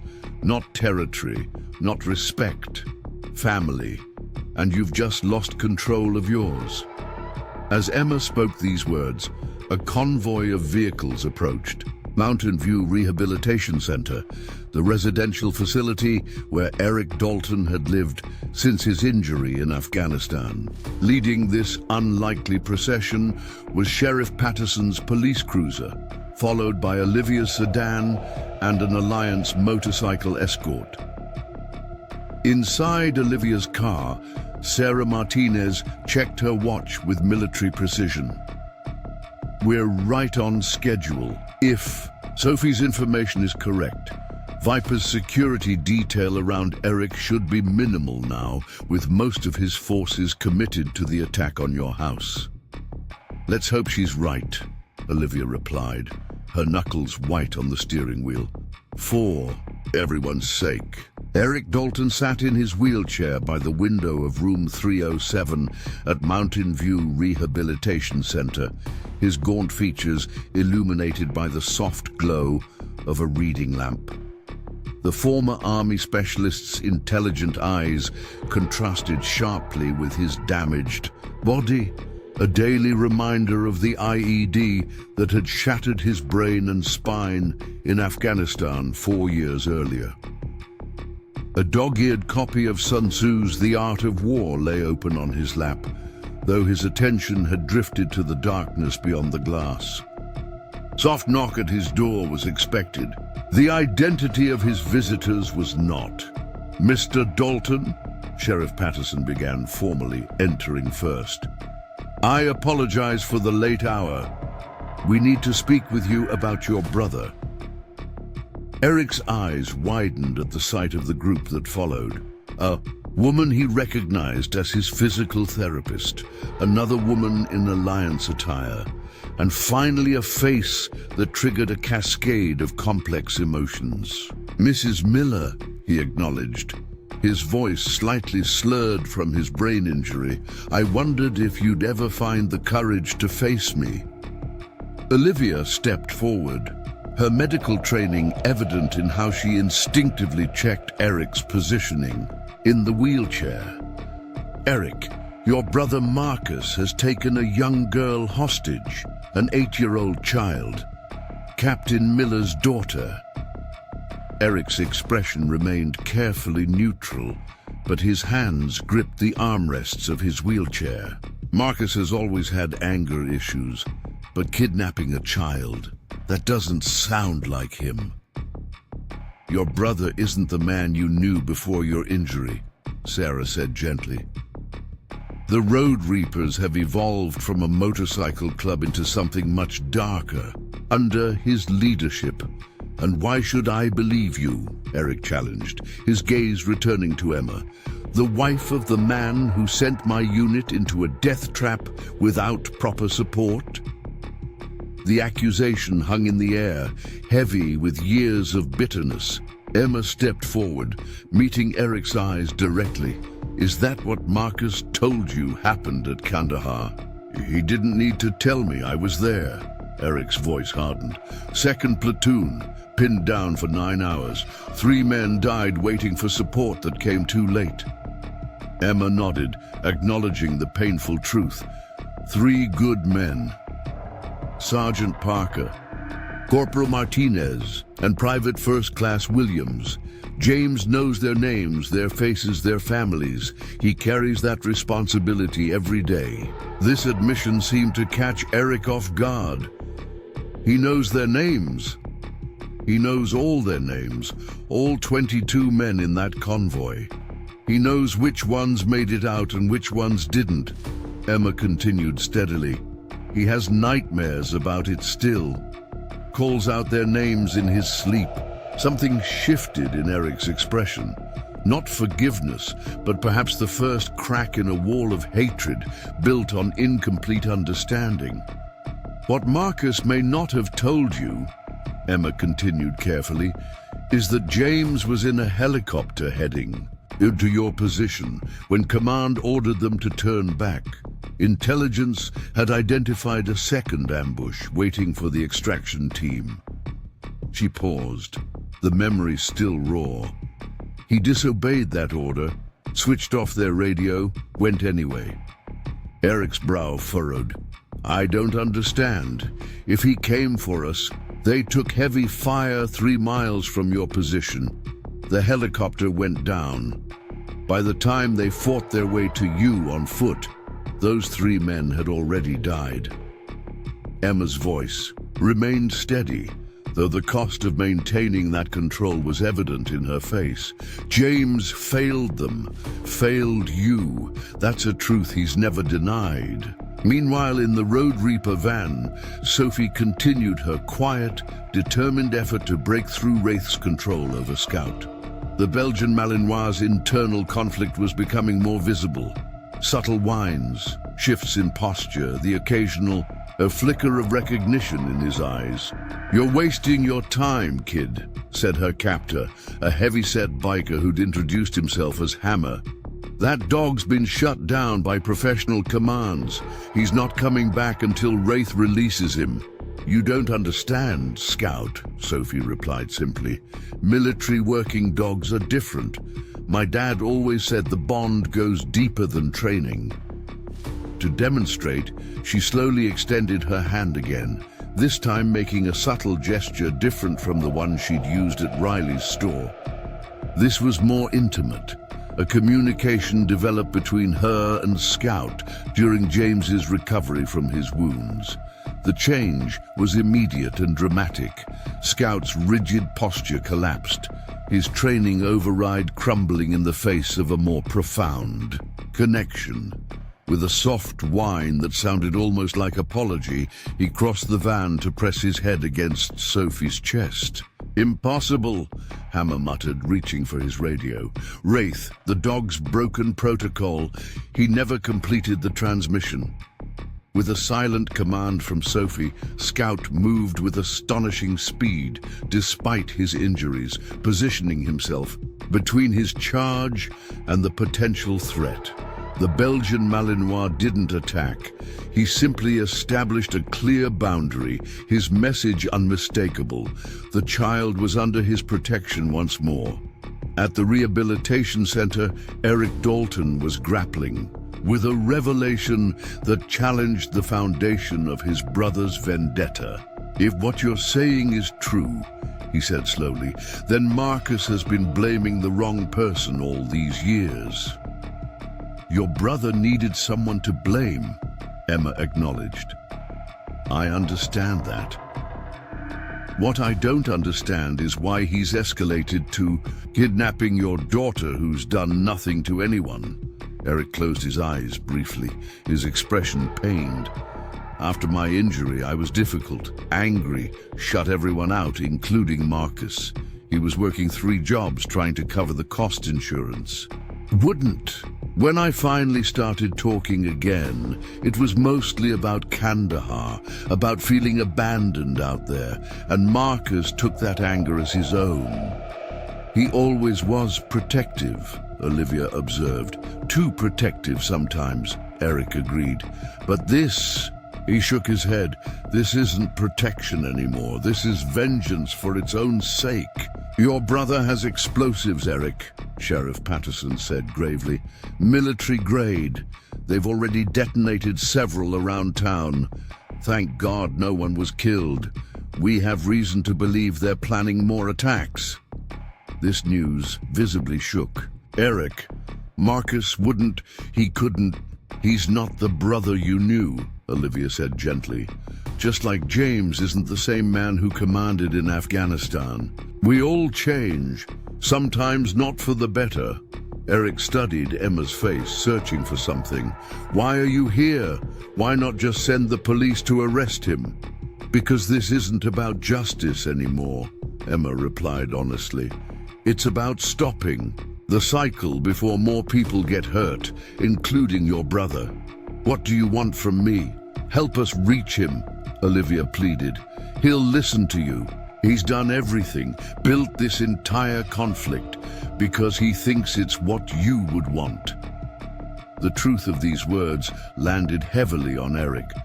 For years, he had nurtured his anger, focused it on the faceless captain who had allegedly abandoned his men. He had never explicitly asked Marcus to seek revenge, but he had never discouraged it either. "Take me to him," Eric decided finally. "But I need your word that he won't be harmed if this can be resolved peacefully." "You have it," Sheriff Patterson promised. As they prepared to leave, Eric fixed Emma with an unreadable gaze. "This doesn't make us even, Mrs. Miller." "I never expected it would," Emma replied. "Some debts can't be repaid." Across town, the situation at the Miller home had deteriorated further. Alliance members had established a perimeter around the property, but were unable to breach the Road Reaper defenses without risking Emma's life. Inside, Viper paced increasingly erratic circles, his plan unraveling as reports confirmed his brother's departure from the rehabilitation center. "Find them!" he shouted into his phone. "I don't care how. Eric cannot meet with the Millers, do you understand?" Wraith stood by the window, observing the Alliance positions with professional assessment. "It's over, Viper," he said quietly. "We're surrounded. The girl has probably broken my control over the dog by now. Your brother is on his way here with the sheriff. There's no winning scenario here. It's not over until I say it's over, Viper snarled, but the wild look in his eyes betrayed his recognition of the truth in Wraith's words. There's still a way out, Wraith suggested carefully. Release Mrs. Miller, return the girl unharmed, face lesser charges, and sacrifice everything we've built, everything I've done for Eric. Wraith laughed bitterly. You don't understand, do you? This was never about the Road Reapers or territory or respect. This was about justice for my brother. Is this what Eric would want? Emma asked from her restraints. Terrorism? Kidnapping? Murdering a child's mother in front of her? Before Viper could respond, his phone rang again. The caller ID displayed a number he recognized instantly. Eric's private line at the rehabilitation center. Eric, he answered, his voice suddenly uncertain. Where are you? Are you safe? I'm safe, Marcus, came the reply, the familiar voice steadying despite the circumstances. But we need to talk about Captain Miller, about what really happened. In Kandahar, Viper's face drained of color as he listened to his brother's words. The narrative that had fueled his hatred for years was being dismantled by the very person whose suffering had inspired it. That can't be true, he protested weakly. He abandoned you, left you to die in that valley. He tried to save us, Marcus, against orders. I've spent 4 years blaming the wrong man. Eric's voice broke slightly. And now I find you've taken his daughter, become the very thing we both despise, someone who hurts innocent children. The revelation struck Viper like a physical blow. His hand holding the phone trembled visibly as the foundation of his vengeance crumbled. What have I done? He whispered, more to himself than to his brother. Something that can still be fixed, Eric responded firmly, but only if you end this now. Please, Marcus, no more violence, not in my name. As these words penetrated Viper's consciousness, the van carrying Sophie arrived at a predetermined rendezvous point. Not the Road Reaper warehouse as planned, but an abandoned service station on the outskirts of town. Waiting there was an unexpected welcoming committee, Skull, accompanied by several Road Reapers who had clearly chosen to break with Viper's increasingly destructive leadership. Hand over the girl, Hammer, Skull demanded tensely. This has gone, and too far. Hammer hesitated, torn between conflicting loyalties. Viper's orders. Viper's lost it, Skull cut him off. Kidnapping a kid, explosives at a school. That's not what the Road Reapers stand for. That's not what we signed up for.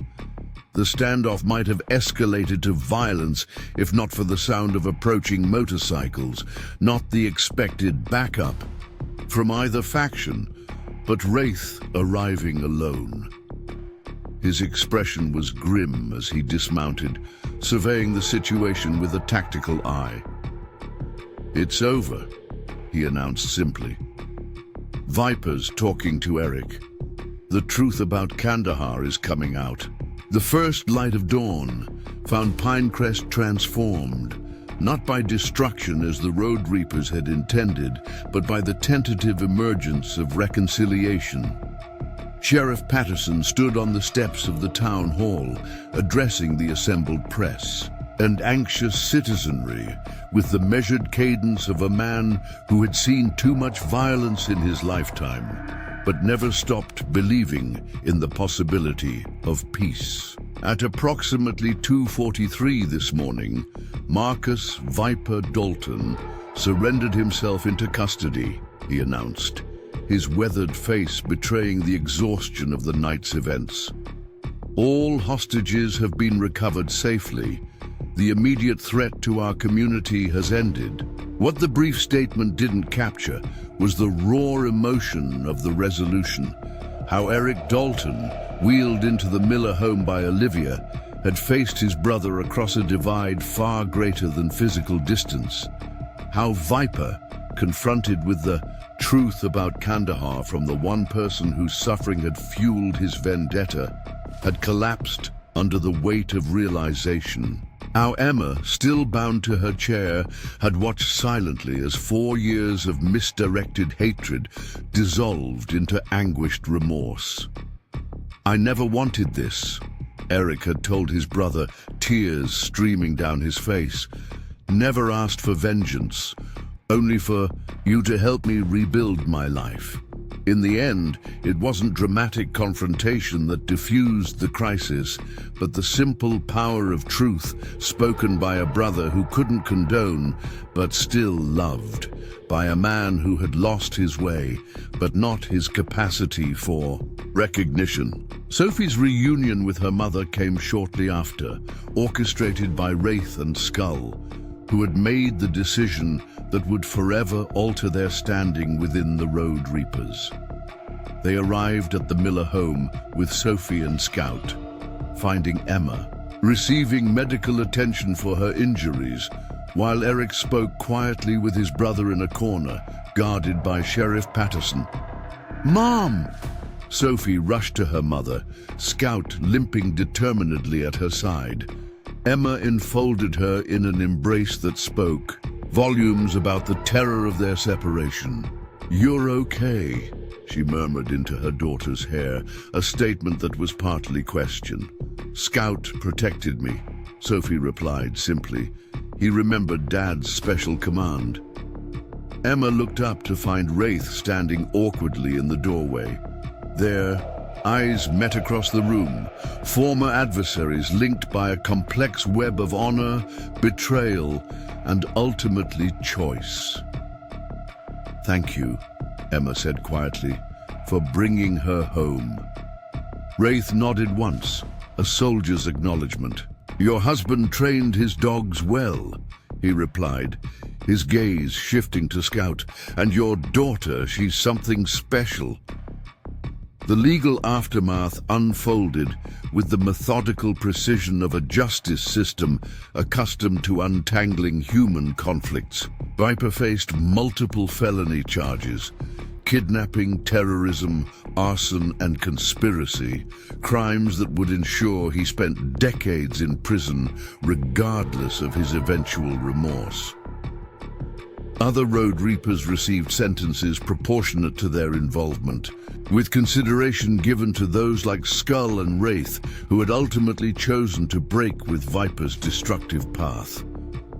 1 month after what Pinecrest now simply called the incident, the rebuilding was well underway. Granny Mae's bakery had reopened with a new counter and display cases, but the same comfortable atmosphere that had made it a town landmark for decades. Rogers Hardware was receiving its final coat of paint, the work done largely by volunteers, including several former Road Reapers who had severed ties with the organization following Viper's arrest. Emma's PTSD, exacerbated by the violence of that night, had initially worsened. For the first week after the confrontation, she barely slept, jumping at shadows and refusing to let Sophie out of her sight. It was Sophie who finally intervened, approaching her mother with the direct honesty that characterized her unique perspective. "Mom," she said over breakfast one morning, "you're scaring yourself more than the bad men ever scared me." The observation, delivered without judgment, penetrated Emma's anxiety in a way that professional counseling had not. That afternoon, she attended her first VA support group in years, accompanied by Scout, whose own physical recovery mirrored his owner's psychological healing. Most surprising to many in Pinecrest was the unexpected development between Eric Dalton and the town's rehabilitation efforts. Eric, who had spent years isolated in the rehabilitation center, requested transfer to Pinecrest's smaller but more integrated VA outpatient program. His motivation became clear when he volunteered to help establish a recovery program for former road reapers seeking to reintegrate into society. "I understand what it's like to lose your identity," he explained to the skeptical town council, "to build your life around anger because it feels safer than facing loss. These men need what I needed: purpose, community, and the chance to define themselves by something other than their worst choices." The proposal faced significant opposition initially. Granny May, whose bakery had been destroyed, spoke for many when she questioned whether those who had terrorized the town deserved such consideration. "My family built that bakery in 1947, she said, her voice tight with emotion. "My grandmother fed coal miners during the strikes when no one else would extend credit. My mother kept it running through 2 recessions when other businesses folded. In one night, they took all that history from us. Why should we help them rebuild their lives when they were so willing to destroy ours?" It was Sophie who offered the response that ultimately swayed the room. Standing beside Eric's wheelchair, her blonde hair pulled back in a neat ponytail, she addressed the council with a composure that belied her 8 years. "My dad trains dogs that other people think are too dangerous," she began, her voice clear in the hushed chamber. "He says every dog deserves a second chance to learn a better way to be in the world. People are harder than dogs, but the principle is the same. The road reapers did bad things because they were trained by hurt and anger. Maybe they can be trained by something better now." 6 months after the confrontation, Pinecrest hosted its first Community Integration Fair, an event designed to showcase the rehabilitation program's progress and build bridges between former adversaries. In the town square, veterans and reformed road reapers worked side by side, staffing booths that offered everything from motorcycle maintenance workshops to employment resources for those with criminal records. Scout, now fully recovered, demonstrated service dog protocols with Sophie, drawing a crowd of fascinated children and adults. The Belgian Malinois performed flawlessly, his intelligence and training evident in every precise response to Sophie's commands.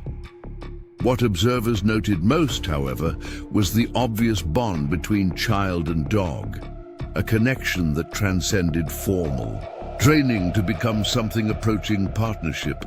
"Your father would be proud," Captain Jones commented, bringing Sophie a lemonade during a break in the demonstrations. "Of both of you." Sophie considered this with her characteristic thoughtfulness. "I think he knows," she replied simply. "Scout still does the things he taught him, so his training lives on."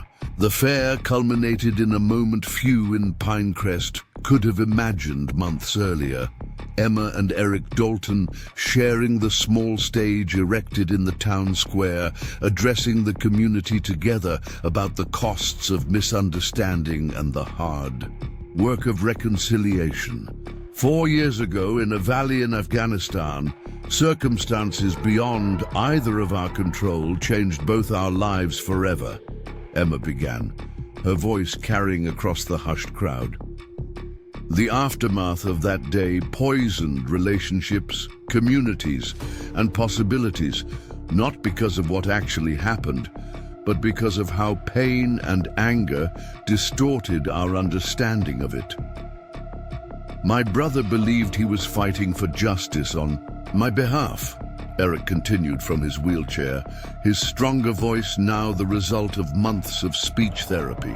What he couldn't see, what I couldn't see for too long, was that vengeance isn't justice. It's just more pain spreading outward to touch innocent lives. As they spoke, a military transport helicopter appeared on the horizon, growing larger as it approached the town. The scheduled arrival interrupted the ceremony, but no one seemed to mind as the aircraft touched down in the adjacent field. The door slid open, and Captain James Miller stepped onto Wyoming soil for the first time in 15 months. His ranger uniform was crisp, his posture military straight, but his eyes searched only for his family. "Dad!" Sophie broke protocol completely, running across the field with Scout bounding beside her. James knelt, catching his daughter in an embrace that lifted her off her feet, Scout circling them with barely contained joy. Emma followed more slowly, her composure finally breaking as she reached her husband. Their embrace spoke volumes about separation, fear, and homecoming. The crowd's applause was spontaneous and genuine, not just for a soldier's return, but for the visible symbol of healing that had begun to mend their fractured community. 1 year to the day after Viper first confronted Sophie at Riley's store, Pinecrest celebrated the official opening of the Miller K9 Training Center, a facility dedicated to preparing service dogs for veterans, children with special needs, and first responders. The center, built with combined funding from the VA, community donations, and a substantial anonymous contribution rumored to have come from Wraith, stood as a physical testament to transformation. Sophie cut the ribbon with Scout sitting proudly beside her, his service dog vest bearing a new patch that identified him as the center's senior training consultant. James and Emma watched from nearby, finally reunited and healing together. Eric Dalton attended in his capacity as the center's outreach coordinator, his wheelchair pushed by Skull, now employed as his personal assistant and using his given name, David, once more. "Dad said something before he deployed the last time," Sophie shared with the gathered crowd, her voice steady despite the emotion of the moment. "He said that dogs understand something people often forget, that loyalty isn't about fighting for someone. Sometimes it's about showing them a better path. Scout showed me that. I hope the dogs trained here will show others too." As the ceremony concluded and the community mingled in celebration, Sheriff Patterson found himself standing beside Granny May, watching the unlikely tableau of former enemies engaged in relaxed conversation.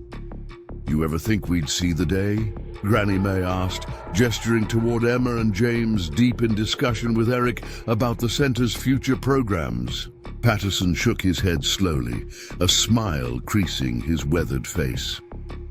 "Remind me never to underestimate the power of a determined 8-year-old and her dog. Or the power of truth," Granny May added softly. "Sometimes all it takes is one person brave enough to speak it when it matters most." In the fading afternoon light, Sophie and Scout demonstrated one final training sequence, not a military protocol or service dog command, but a simple game of trust that James had developed years ago. As the Belgian Malinois moved in perfect synchrony with the small girl, their shadows merged into a single silhouette against Pinecrest's transformed landscape. A living reminder that even the deepest wounds can heal when bridged by understanding, and that courage sometimes wears the most unexpected faces. Just before sunset, as the crowd began to disperse, a single motorcycle approached the training center.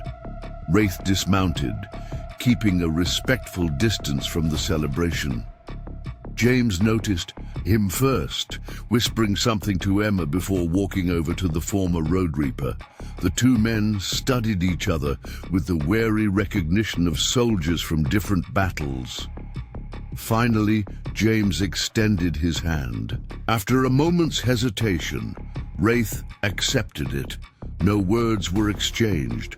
None were necessary between men who understood that some debts can never be repaid, but can be honored through how one lives afterward. Sophie joined them, Scout at her side. She looked up at Wraith with her direct gaze. "You're coming to Scout's advanced demonstration next week, right?" He does even better with an audience. The unexpected invitation caught Wraith off guard. He glanced at James, expecting objection, but finding only quiet acceptance. "Wouldn't miss it, kid," he replied finally. As the sun set over the mountains, casting long shadows across the valley, the unlikeliest of allies walked together toward the training center. A soldier, an 8-year-old girl, a Belgian Malinois, and a man seeking redemption. Each step forward a small victory over the past that had once threatened to destroy them all. In the quiet corners of our memories lie the lessons that truly matter. An 8-year-old girl bullied by bikers reminds us that courage knows no age, and healing comes from unexpected places. 6 months after the opening of the Miller Canine Training Center, Pinecrest had become something of a destination. Military families from across the country traveled to Wyoming to see the program that was revolutionizing service dog training for special needs children and veterans alike. What made the center unique wasn't just its facilities or methodology, but the story behind its creation. James Miller stood in the training yard, watching as Sophie guided a German Shepherd through a complex series of commands. At her side, Scout observed with the dignified attention of a master passing knowledge to the next generation. Though still Sophie's constant companion, the Belgian Malinois had taken on a new role as the standard against which all other training dogs were measured. "She's got a gift," said a voice beside him.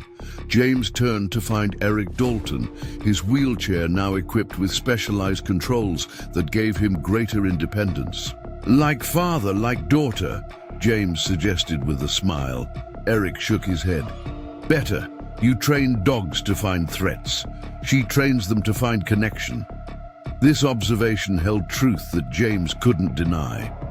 Under Sophie's guidance, the Center had evolved beyond military-style service dog training to something more transformative. The dogs worked not just as companions and protectors, but as bridges between wounded souls and a world that often felt hostile. Perhaps the most surprising development had been the center's rehabilitation program for former road reapers. What began as community service had become genuine vocational training.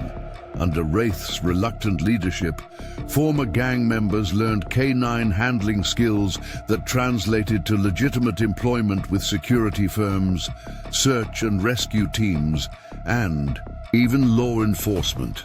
"Ever regret it?" James asked Eric, nodding toward David, formerly Skull, who was demonstrating leash techniques to a group of veterans. "Trading my brother's vengeance for something that actually helps people?" Eric's mouth quirked. "Not for a second. Marcus made his choices. I'm making mine." The mention of Viper brought a momentary shadow. The former Road Reaper leader was serving a 15-year sentence in federal prison. His initial rage had eventually given way to something approaching remorse, though reconciliation remained a distant possibility rather than an immediate reality. "He's asked to see me," Eric said quietly. For the first time since the sentencing, James nodded, understanding the complexity of the decision facing Eric. "You going?" "Sophie thinks I should," Eric replied with a slight smile. "She says forgiveness isn't about forgetting what happened, but about not letting it control what happens next." Smart kid. "She gets it from her mother," Eric observed, watching as Emma crossed the yard toward them, a manila envelope in her hand. Emma's transformation had been as remarkable as the town's. The terror of that night had initially deepened her anxiety, but instead of withdrawing, she had channeled her experience into advocacy. Her testimony before the state legislature had resulted in increased funding for rural law enforcement and veteran support services. "It's official," she announced, handing the envelope to Eric. "The state approved our expansion grant. We can break ground on the new therapy wing next month." The news represented more than additional funding. It was validation of their approach, recognition that healing came in many forms. The planned expansion would include equine therapy facilities, a sensory garden for children with autism, and increased housing for visiting families. What none of them could have predicted was how. Scout's story would capture national attention. A documentary filmmaker had visited the center 3 months earlier, intending to shoot a short segment about service dogs. She had left with enough material for a feature-length film, captivated by the unlikely alliance between a military family, reformed gang members, and the community that had embraced them all. The premiere was scheduled for the following month at the restored Pinecrest Theatre, with proceeds benefiting the training center. Advanced screenings had already generated buzz in veteran circles, with organizations across the country inquiring about implementing similar programs. As the afternoon training session concluded, Sophie and Scout approached the adults, the Belgian Malinois moving with the fluid grace that had returned with his complete recovery. "Dad," Sophie said, her direct gaze fixed on James, "I think we should invite Viper to the film premiere." The suggestion landed like a stone in still water, creating ripples of surprise. Even in Pinecrest, where reconciliation had become something of a civic value, this seemed a step too far. "Sophie," Emma began carefully, "Marcus is still in prison. He won't be able to attend." "I know," Sophie replied with the patient tone children often use when adults miss the obvious. "But they could show it there. Wraith says the prison has a projector in the library." James and Emma exchanged glances, having learned long ago not to dismiss their daughter's insights, no matter how improbable they initially seemed. "Why would you want that?" Eric asked, genuinely curious rather than judgmental. Sophie's answer was characteristically direct. "Because his anger started with you getting hurt, protecting others. He should see how you're healing by doing the same thing in a different way." The wisdom in her words silenced them all. Once again, an 8-year-old had cut through layers of adult complexity to find the core truth. 2 weeks later, in a prison library 500 miles from Pinecrest, Marcus Viper Dalton sat among 20 carefully selected inmates as the documentary began to play. His brother's image appeared on screen, explaining the center's mission in his own words. For the first time in years, Marcus saw not the broken man he had tried to avenge, but the whole person his brother had become despite his injuries. When Sophie appeared on screen, demonstrating training techniques with Scout, something in Marcus's hardened expression softened imperceptibly. The child he had once threatened was now indirectly offering him a path toward understanding, if not redemption. The film concluded with footage from the Community Integration Fair, showing former road reapers working alongside the very people they had once terrorized. As the credits rolled, Marcus remained seated long after the other inmates had filed out. In his hand was a letter from Eric, delivered that morning, containing a simple invitation. "When you're ready to build, rather than destroy, there will be a place for you here." Back in Pinecrest, life continued its forward motion. The seasons changed, the training center flourished, and Sophie grew another inch taller. The town that had once been divided by fear now stood as a testament to resilience and the possibility of transformation. On the anniversary of what residents now called simply that night, the community gathered not in mourning or fear, but in celebration of how far they had come. The town square was filled with food, music, and the unmistakable sound of children's laughter, the surest sign of healing. Scout, his muzzle showing the first hints of grey, sat beside Sophie as she addressed the crowd, her voice stronger and more confident than ever before. My dad says that the bravest thing a person can do isn't standing up to enemies, she told them, but standing up for them when everyone else has turned away. That's what Pinecrest did. We didn't just protect ourselves, we protected the possibility that people can change. As twilight descended, James and Emma stood with their arms around each other, watching their daughter and her faithful companion greet well-wishers. Captain Jones approached, his weathered face relaxed in a way it hadn't been since before that fateful morning at Riley's store. "You've raised quite a diplomat there," he observed. "Pentagon could use her skills." James laughed. "I think she has other plans. Veterinary school, last I heard. The world needs healers more than soldiers anyway," Emma added softly. They fell silent, watching as Wraith demonstrated to a group of children how to properly approach a working dog. The former Road Reaper had become an unlikely pillar of the community, his military expertise and street knowledge combining to create security protocols that kept the center safe without creating barriers. "You ever wonder how differently things might have turned out?" Captain Jones asked, "if Sophie hadn't made that signal to Scout that day." "Every day," James admitted. "But then I remember something my daughter told me. Courage isn't about not being afraid. It's about finding something more important than fear." As the stars appeared overhead, Sophie and Scout performed one final demonstration.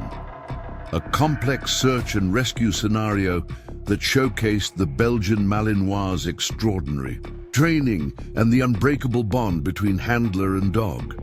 The crowd applauded enthusiastically as Scout found the hidden victim in record time, responding to commands so subtle they were nearly invisible to observers.